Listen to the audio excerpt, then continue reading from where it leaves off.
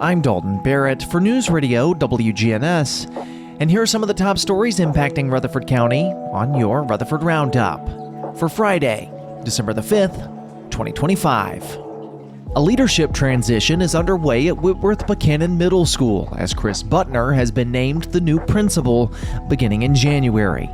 Butner, who has served as assistant principal for nearly 6 years, brings 13 years of education experience and a track record of academic success. Under his leadership contributions, the school has earned top accolades, including a Level 5 designation in student growth from the Tennessee Department of Education. He succeeds April Sneed, who will take on the role of principal at the new Poplar Hill Middle School in the Blackman area. Director of Schools Dr. Jimmy Sullivan praised Butner for his academic focus and vision to maintain the school's award-winning momentum. Meanwhile, Rutherford County faces heightened political tension as the property assessor Rob Mitchell has filed a formal ethics complaint against County Mayor Joe Carr. Mitchell accuses Carr of authorizing unauthorized access to the assessor's office and leaking confidential information. Actions, he says, were done without his consent and in violation of state law. Mitchell also raised red flags over a proposed external audit and the hiring of lobbyists, citing potential conflicts of interest. In contrast, Mayor Carr has defended his actions, citing an 11.3% error rate in property assessments and asserting his legal obligation to report alleged mismanagement. He called it his duty and suggests that Mitchell should consider resigning. The matter now awaits review by the Rutherford County Ethics Committee. A dramatic rescue on Interstate 24 near Murfreesboro punctuated an otherwise tragic Thanksgiving weekend on Tennessee roads. The Tennessee Highway Patrol reported 8 fatal crashes and over 200 injury-related incidents across the state. Michael Lessery, who was driving home through Rutherford County, spotted a vehicle engulfed in flames and did not hesitate to act. Quote, "The flames were plenty high. It was already working its way towards the windshield," Lessery said. He rushed to the vehicle and found a man collapsing beside it. Quote, "I'm just telling him to focus on me, talk to me. Don't go to sleep, and don't close your eyes," end quote.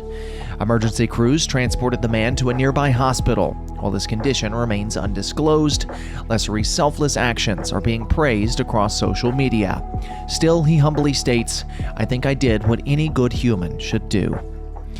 Meanwhile, in Smyrna, a beloved local institution is preparing to say goodbye. Hickory Falls Restaurant, a fixture on Sam Ridley Parkway for 21 years, will permanently close its doors on December 27th as its founders retire. In an open letter, owners Peter Kays and Mark Robbins, as well as Paul Kays, thanked the Murfreesboro community for decades of support.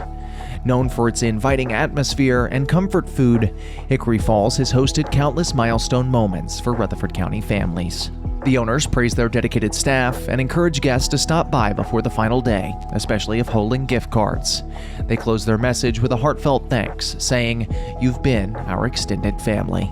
State Representative Brian Terry of Murfreesboro is taking a firm stance in support of Murfreesboro's legal challenge against the proposed Middle Point landfill expansion, an issue that continues to stir significant controversy in Rutherford County.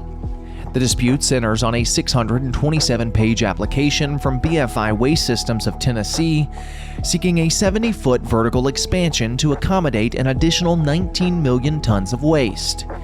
City officials and the Central Tennessee Regional Solid Waste Planning Board argued the proposal bypasses state-mandated regional oversight, prompting a lawsuit requesting an injunction to pause the review process. Terry, a longtime opponent of unchecked landfill growth in his district, stated that the application represents a substantial expansion that must involve regional input. Meanwhile, the Tennessee Department of Children's Services is under renewed scrutiny amid disturbing allegations of sexual assault in facilities housing children in state custody. During a recent legislative hearing, Representative David Hawk of Greenville questioned DCS Commissioner Margie Quinn about anecdotal reports of assaults occurring in co-ed housing placements, particularly those operated by faith-based or nonprofit providers. Quinn acknowledged that boys and girls are housed together in some transitional homes, but said that they're supervised per established staff-to-child ratios. She stated that any assault allegations are formally reported and investigated, either internally or by law enforcement.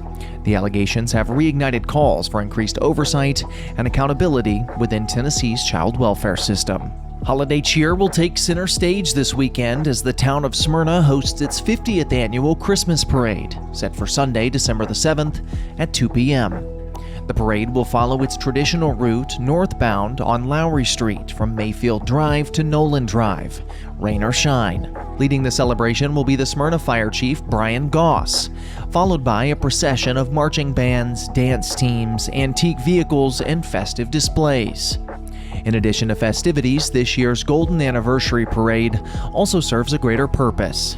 Town staff will collect non-perishable food items along the route to benefit Nourish Food Bank, continuing Smyrna's legacy of community service. Meanwhile, in Murfreesboro, Cannonsburg Village is embracing the season with A Charming Christmas at Cannonsburg, a festive series beginning December 5th and running over 3 weekends. The historic village will open for special evening hours on Friday and Saturday, transforming into a candlelit holiday destination, complete with costumed reenactors, live music, and traditional crafts.